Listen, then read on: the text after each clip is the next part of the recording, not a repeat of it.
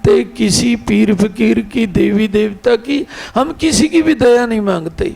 हम तो केवल एक अपने सतगुरु की दया मांगते हैं। उनकी दया में परमात्मा की दया है, और परमात्मा की दया में सारे ब्रह्मांड की दया है। कम से कम जो अपना अप्पा गुरु जी को नहीं सौंपते, वो अपने ऊपर तो दया करो। जयकारा सतगुरु देव महाराज जी का।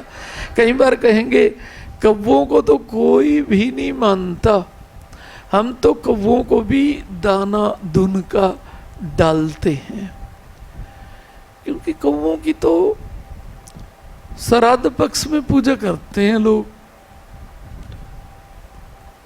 और जो लाइक भी नहीं करते कौवों को, वो भी बुलाते हैं अपने घरों में, आ जाओ, तुम्हारे खा लेने से हमारे पितर क्या हो जाएंगे, प्रसन्न हो जाएंगे। हैं श्राद्ध पक्ष में कौवों की क्या मान्यता बढ़ जाती है। हाँ?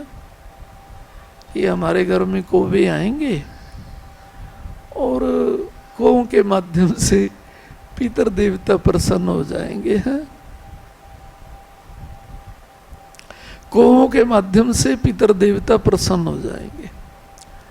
हिंदू धर्म में ऐसा मानते हैं कि कौवों को जमाने से पितर देवता प्रसन्न हो जाते हैं। भाई वरदान है कौवों को ये। अब कौवों में कोई ऐसा क्या गुण है रे पितर देवता प्रसन्न हो जाए? ये तो वरदान है उनको।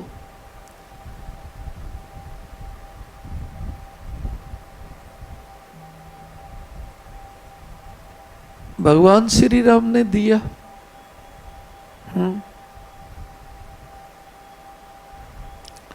कौवा को कष्ट भी दे दिया, और फिर माता सीता के कहने से वरदान भी दे दिया। दयालु है ना, कि जाओ श्राद्ध पक्ष में तुम्हारी सभी पक्षियों से ज्यादा पूजा होगी। जयकारा सतगुरुदेव महाराज जी। अब देखो भाई, यदि ज्ञान है थोड़ा बहुत है तो सच है ना ये बात।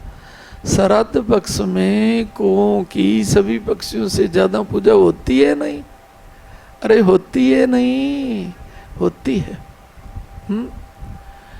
तो वरदान तो बेगुणों वालों की भी पूजा करा देते हैं। अब कौवे में क्या गुण है रे? हाँ, नहीं समझे क्या? स्वामी भक्त भी नहीं है कौवा ज्यादा, नहीं समझे क्या? ज्यादा नहीं है, नहीं समझे क्या? फिर भी श्राद्ध पक्ष में कौवे की सभी पक्षियों से ज्यादा पूजा होती है।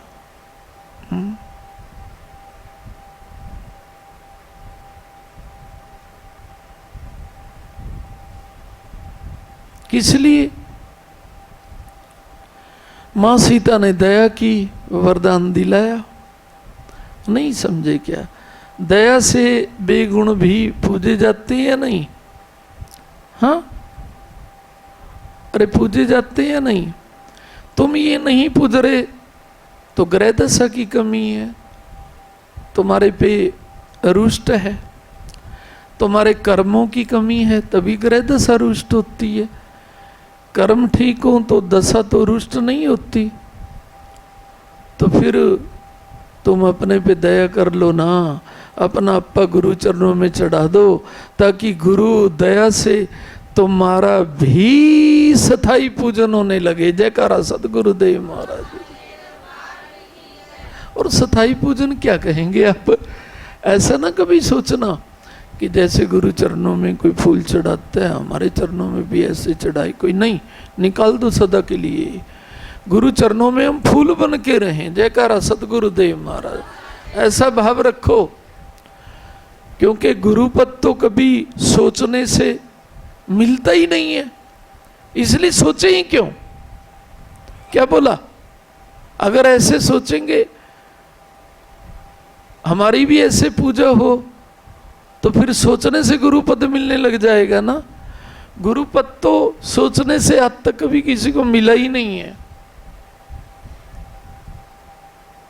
हाँ, सोच सोच के बन जरूर जाते हैं लोग कि मैंने गुरु बनना है। हाँ, नहीं समझे क्या है, कोई कीर्तन करने लग जाता है, कोई कथा करने लग जाता है, और वो कथा सुन सुन करके लोग कहते हैं बहुत अच्छी कथा कर रहा है, तू हमारा कथा गुरु कह लेते तो कोई बात नहीं, तू हमारा सतगुरु है। हाँ, नहीं समझे क्या? अरे ये तो देखो सत की भी कथा कर रहा है या नहीं, क्योंकि सतगुरु तो सत की कथा करते हैं। और क्या कहते हैं, मैं जब तक कथा कर रहा हूं दुनिया के सारे देवी देवताओं को कह चुका हूं, क्या मेरी कथा में भी गिरना डाल देना। जयकारा सतगुरुदेव महाराज। और सतगुरुओं की कथा में तो कभी विघन आता ही नहीं है, और यदि विघन आता है तो क्या वो सत की कथा है? वो तो पखंड की कथा भी नहीं है। क्या बोला? तो ऐसी कथाएं हो रही हैं, अब तो विघन आ जाते हैं और कहते हैं सतगुरु की कथा में विघन आ गया। बोलो, ये लगती है तुम्हारी आत्मा को बात? सतगुरु की कथा में विघन आया करता है क्या? बोलो, तुम्हारी आत्मा को लगती है, जंचती है ये बात? और फिर भी 99% कथा गुरुओं के शिष्य हैं आज। आना ही समझे क्या? देवगुरु तो महादेव है, चलो कोई उनका बन जाए अच्छी बात है। हाँ, देवगुरु तो महादेव है, उनका बन जाए तो कोई अच्छी बात है। लेकिन उससे भी पहले किसको मानते हैं? कथा गुरु को मानते हैं। हाँ, नहीं समझेगी कि बोले महादेव तुम्हारी कथा तो ये कथा गुरु सुना रहा है, पहले इसकी पूजा करेंगे। हाँ, नहीं समझे क्या? हो सकता है वो डेली शिव अभिषेक भी न करता हो। हाँ, नहीं समझे क्या? है। और मैं तो एक बात कहा करता हूं, शिव अभिषेक तो सारी दुनिया करती है, कौन नहीं करता? सारे करते हैं। सावन में तो सारे ही करने लग जाते हैं। हाँ, नहीं समझे क्या? और सावन तो हरे भरे का प्रतीक है। किस चीज का प्रतीक है रे भाई? हरे भरे का प्रतीक है। और हरा भरा किसका प्रतीक है रे? गुरु प्यार का प्रतीक है। जयकारा सतगुरुदेव महाराज जी का। क्योंकि गुरु प्यार ही सावन है जो हरा भरा रखता है। क्या बोला? नहीं तो सावन में भी महादेव को अभिषेक करने वाले आते जाते मौत को प्राप्त होते हैं नहीं भाई रे? क्या वो दिल से नहीं जा रहे होते, दिल से जा रहे होते हैं, लेकिन सावन भी उनकी रक्षा नहीं करता। क्या बोला? झूठा सावन हुआ ना उनके लिए तो। और गुरु प्यार तो सच्चा सावन होता है। गुरु तो सच्चे सावन होते हैं। उनका नाम लेकर के कोई क्या बोला, स्वप्न में भी जाए ना कांवड़ लेके केदारनाथ पे, कि वैसे तो डर लगता है हमें, पर्वत गिरते हैं, रास्ते खराब हैं, चलो स्वप्न में ही कांवड़ लेके जाते हैं, तो स्वप्न में भी कष्ट नहीं आता। क्योंकि कष्ट तो स्वप्नों में भी आते हैं।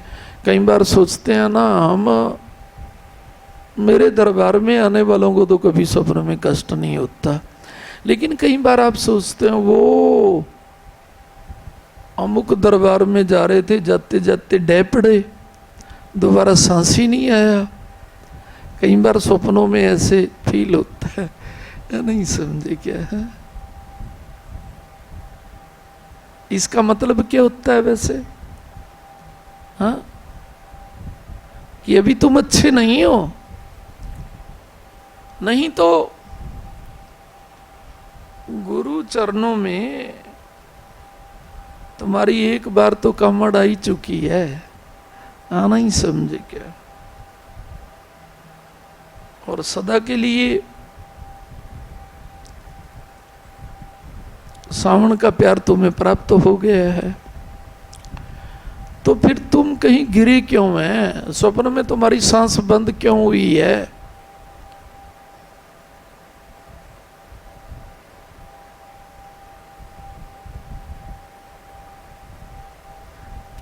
लगता है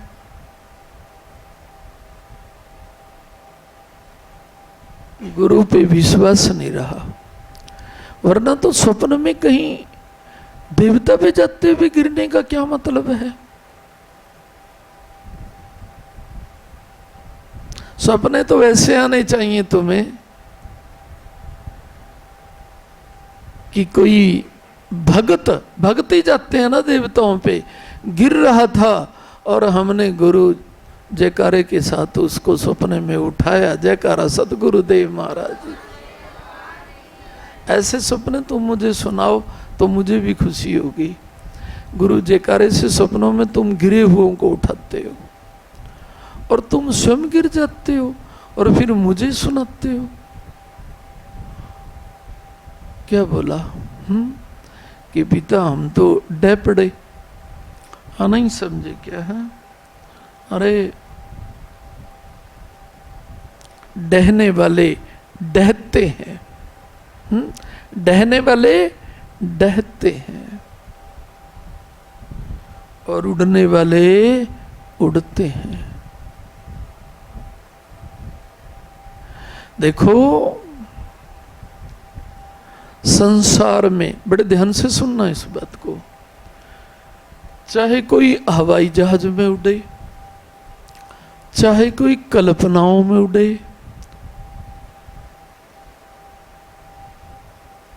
कल्पनाओं में तो सारे ही उड़ते हैं, चाहे कोई पक्षी बन के उड़े, क्योंकि उड़ने के लिए पंख तो चाहिए ना।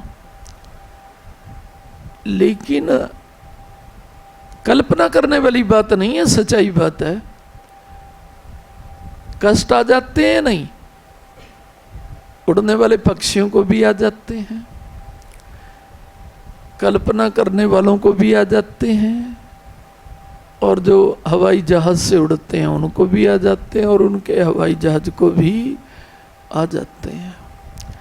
लेकिन जो गुरुदेव की प्यार की कल्पनाओं में उड़ता है रे, वही तो सत की उड़ान है। ना, नहीं समझे क्या? अब कई बार कहते हैं महाराज हम ये सुनते हैं ना, सत के बिड़े पा रहे हैं, हम उड़ तो नहीं रहे।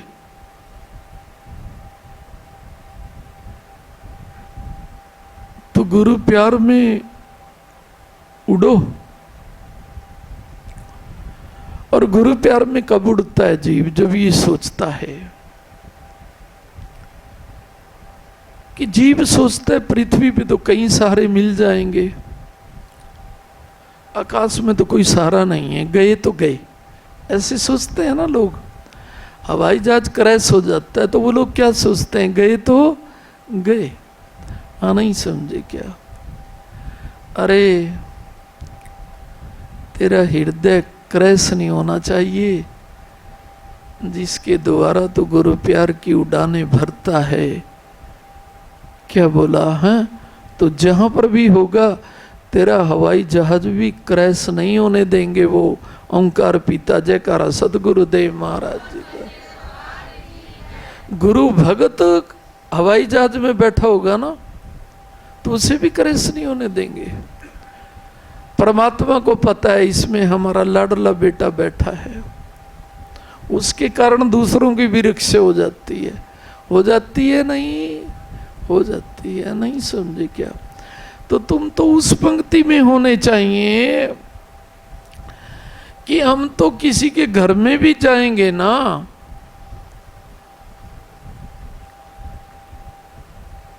तो क्या हो जाएगा?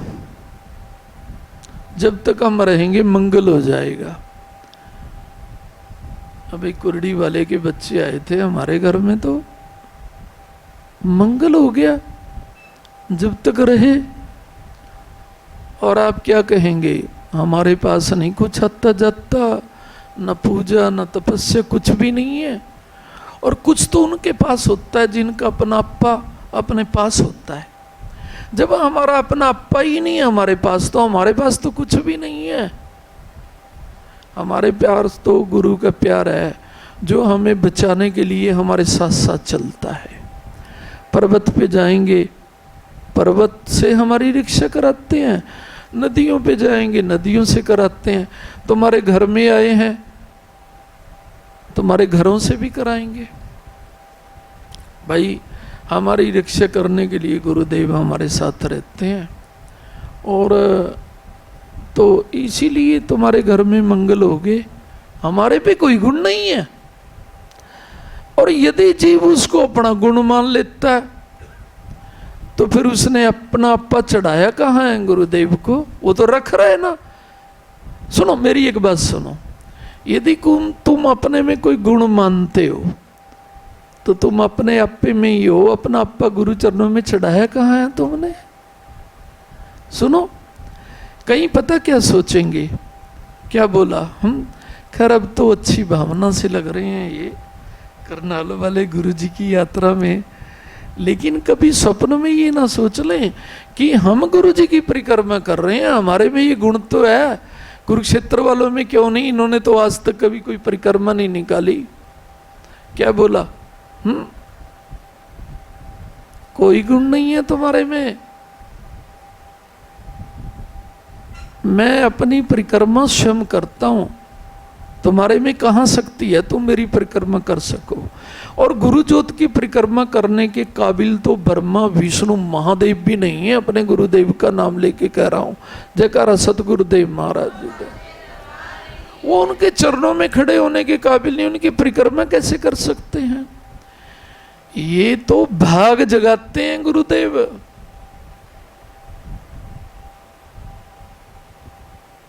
क्योंकि गुरु परिक्रमा में, सुनो एक बात, बड़े ध्यान से सुन लेना इस बात को, या तो दरबार में देवता सारे ब्रह्मांड के हाजिर नाजिर रहते हैं और ये गुरु परिक्रमा में रहते हैं, बाकी कहीं नहीं रहते। जयकारा।